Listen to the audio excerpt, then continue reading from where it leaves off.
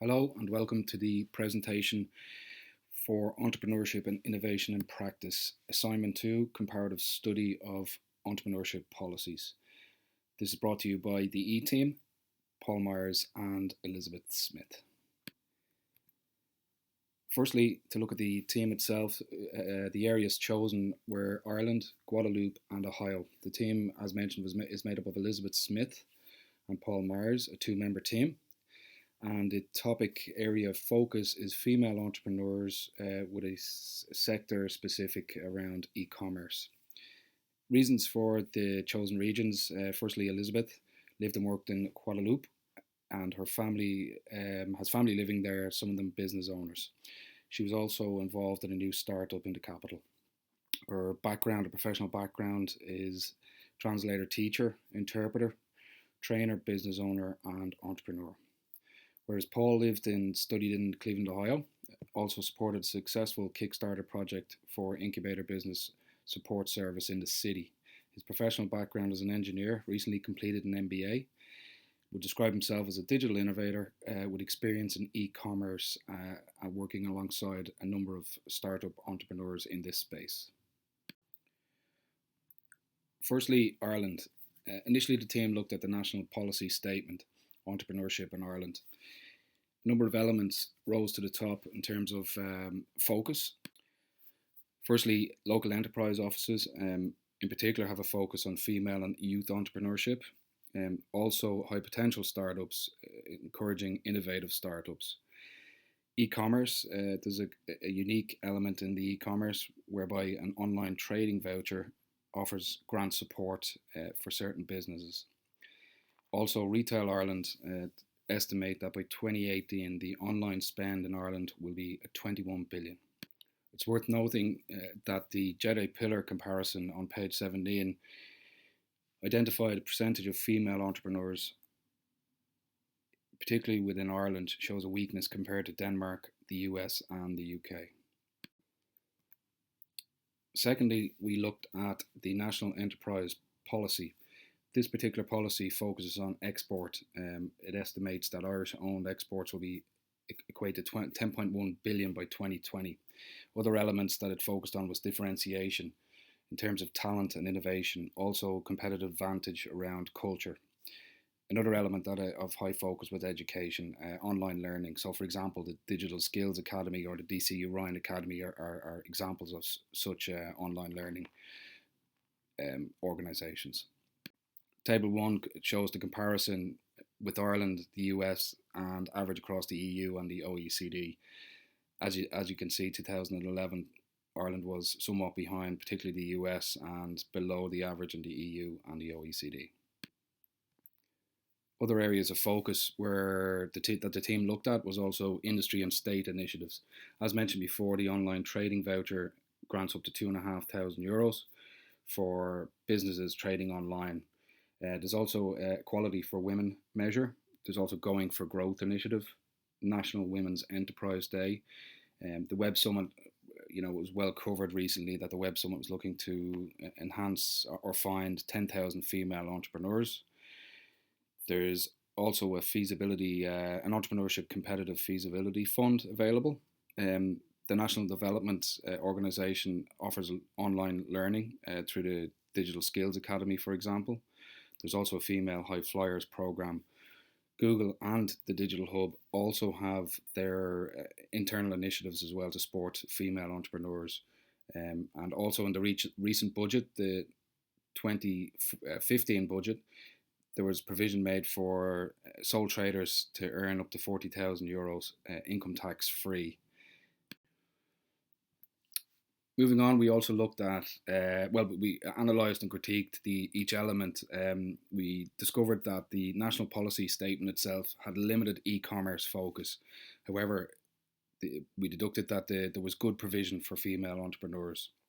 The national enterprise policy, on the other hand, had no e-commerce focus, but ironically, there was a huge focus on export, which the team believe go hand in hand.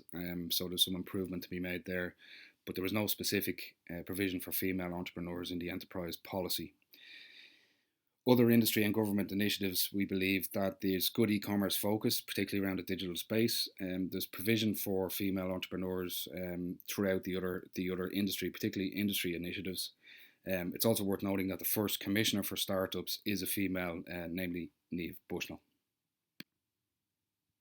It's worth noting as well that Alwyn Daw, Sage business expert, during a recent interview highlighted some statistical evidence indicating that 50% of startups and only 15 to 80% of established businesses are female led.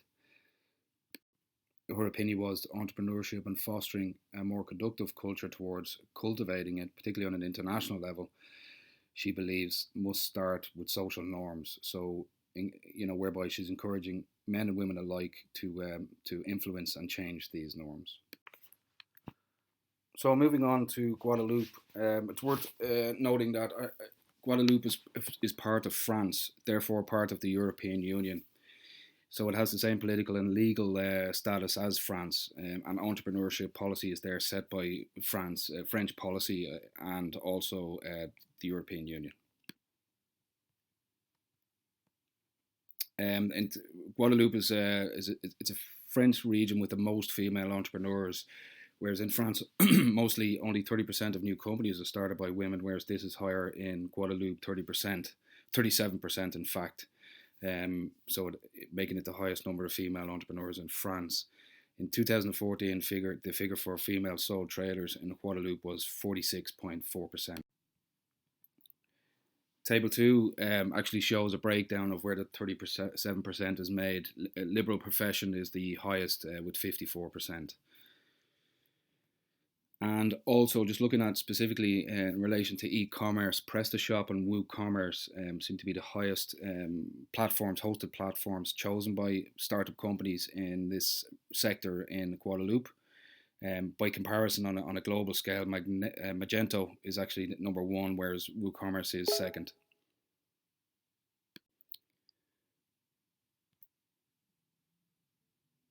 When we looked at it deeper into Guadeloupe, our analysis, two constraints that we identified was distance from mainland France.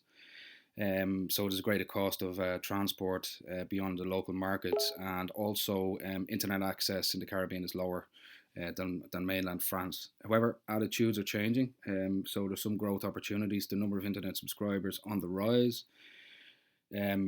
Limitations in transports are being overcome, and the diaspora are looking for Caribbean sites that are efficient and attractive. Also, the initiatives such as Guadeloupe Startup Weekend is aimed specifically at e-commerce startups.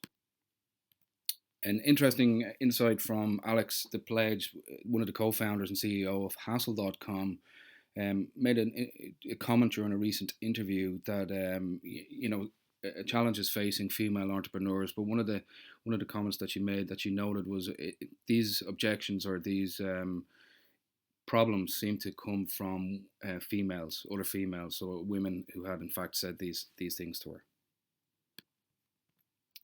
Moving on to Ohio, it's pretty much led by the national provision, which is promoting entrepreneurships and innovation in state policy. It's pretty much a recommendation to enhance startups. It identifies funding, particularly crowdfunding, as a new source of finance. The state focus highlighting successful initiatives in other states, and also encourages states and legislators to be creative. So it's quite an open document, and it empowers states to actually create their own independent policy within a given state. Two that jumped out in terms of Ohio, in terms of enterprise policy, was women in business. So there's a focus on email entrepreneurship and associated support services. Also, the City of Cleveland Economic Development Plan focuses on startups and also supports services in that regard. It's also worth noting that there's a lot of industry and other state influences in Ohio. Stark Enterprises, for example, which has successfully led a Kickstarter campaign, Founders Cafe, Launch House, Venture Ohio, and also Bad Girl Venture, specifically around female entrepreneurs. Ingrid Vanderveld, however, who is an e-commerce and entrepreneur pioneer, has proposed Ohio's first bill to bring entrepreneurship for female policy into effect in 2016. In terms of analysis, for Cleveland, there are some constraints, distance from Silicon Valley, so there's been a slow uptake in terms of digital. The policy is also under development, particularly the one mentioned around female entrepreneurship. However, the benefits are there's a good infrastructure there now. The cost of labour and property compared to the likes of California is significantly lower. Initiatives aimed specifically at startups, also good access to markets as it's located between Chicago and New York, and numerous groups aimed at startups and female entrepreneurship.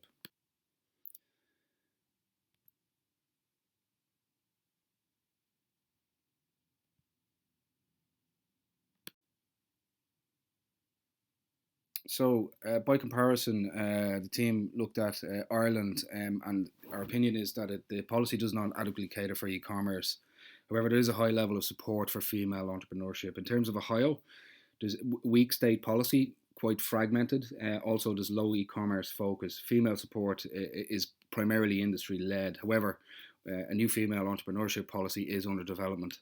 Also, Guadalupe is comparatively high uptake in female entrepreneurship. Also has low labour cost and property costs for startups. Initiatives aimed specifically at startups and also good access to markets. Finally, the recommendations, and specifically to Ireland, it's recommended to make provision for e-commerce in policy, particularly in line with export goals. Ohio also to adapt state policy, but make provision for e-commerce more abundant. It's quite low at the minute, and it's also highly recommended to improve the policy under development for female entrepreneurship. In terms of Guadalupe, improvement in logistics network is ongoing and should continue to be invested in. Also focus on local products for export